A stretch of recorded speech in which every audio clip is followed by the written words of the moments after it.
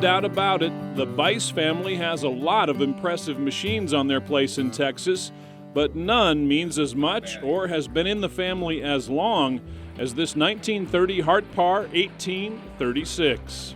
My grandfather, Ewing Bice, who I was named after, actually bought the tractor new, and he raised 6 kids with that tractor, thrashing primarily in the community, probably no more than 30 miles radius from where he farmed and had a cotton gin.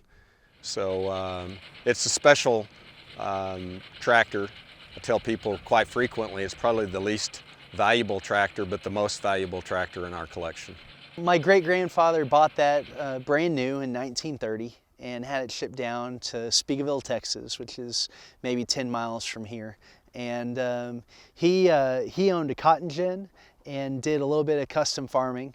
And so, man, he absolutely loved the 1836 and used to challenge the help to bog it down with the cotton gin. And that was kind of one of his ploys in getting the employees to work a little bit harder, and bragged to the day he died that they never were able to kill it.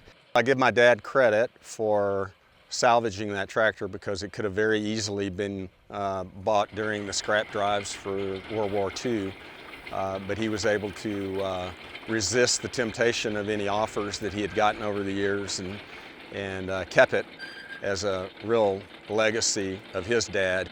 Hart-Parr loved advertising its tractors in non-stop plowing marathons, and the 1836 was often the tractor of choice for these demonstrations.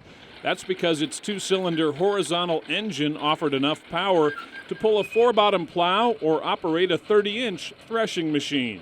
This is an 1836. The 18 stands for horsepower on the drawbar and 36 stands for horsepower on the belt pulley, or brake horsepower. Myself and a buddy, we restored this tractor one summer when I was in high school, and it was stuck and had water in it. And we tore it all apart and went and had the block sleeved and did a mechanical restoration on it and had it running for my grandfather to drive again before he died. Since then, we sent it up north to have it professionally, mechanically restored, I guess you could say. Although the engine has been restored, the outside of the tractor is a different story. The Bice family decided against a new paint job as a way to help highlight the history of the tractor. There's a lot of debate, I guess, in the tractor collecting world about whether you fully restore something and paint it completely or to leave it in what we call its original work clothes. And so we chose to leave this tractor in its original work clothes. There's a lot of welding and brazing, field repairs that were done on it by my grandfather, and I didn't want to use paint to cover all those up. So they're conversation pieces, and there's some connection there to be able to go back to that piece of iron and know that he repaired it, put it back into operation. And so we didn't really want to cover that up with paint, so that was the decision that we made. You know, it threw a rod at one point and they had to braze that up, and you know, it's had some fender damage here and there, and this battery box that's kind of in the middle of it, that's not Hart-Parr, but you know, my great-grandfather pulled it off of a car or something and used it for headlights so that he could farm at night. Well, it's just heritage, it's lineage, it's just, you know, that we have something that his hands actually worked and laid on the wheel and worked on it to keep it going, and that means a lot. It's family. It's believed that Hart-Parr was the first company to actually use the word tractor to describe their machines, and the company was the dominant manufacturer of internal combustion tractors in the early 1900s. The 1836 was a popular lightweight model that met farmers' needs for a smaller, more nimble tractor.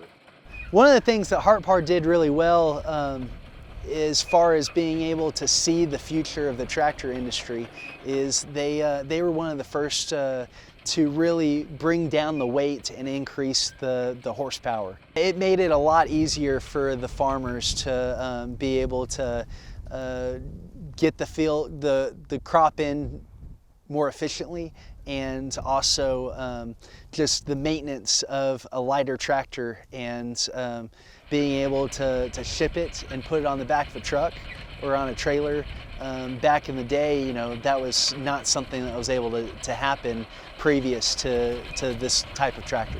They consider themselves the founders of the tractor industry because they were the first to really put mass production tractors into the marketplace, and they had quite a large market share early on, in the teens especially, and of course the 20s they had issues with the Depression and had some problems with reorganization, and then later became the Oliver Tractor Company. Collecting tractors has always been a family affair for the Bices, and a love for preserving and restoring these pieces of American farming history has spread through multiple generations. Their collection contains some of the oldest farm tractors ever built, and they're always looking for obscure and hard-to-find items to add to their collection. We've stayed with 4 or 5 major brands, and we really appreciate and enjoy single and dual cylinder tractors. Now we're sitting, you know, right around 25-30 tractors, and you know, in varying stages of restoration. We're just caretakers for a period of time, and so hopefully they'll be caretakers for the next generation, to be able to understand and know what mechanical agriculture was like, and the progression of the different designs and engineering that they had in agriculture during the tractor revolution, or the mechanical revolution. And no matter how big the Bice Classic Tractor collection grows, you can expect this Hart-Parr 1836 will remain the family favorite.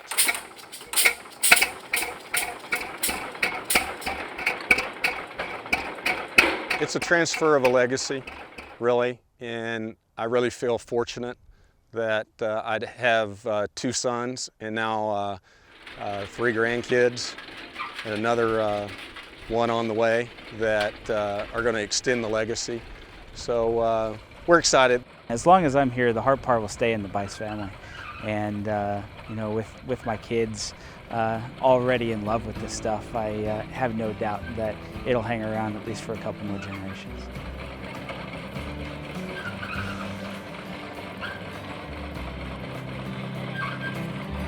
Hey, thanks a lot for catching Classic Tractor Fever. If you like steamy tractor stories, be sure to check out these other pre-30 tractor features. And don't forget to hit the subscribe button, and we'll keep more Classic Tractor Fever stories headed your way.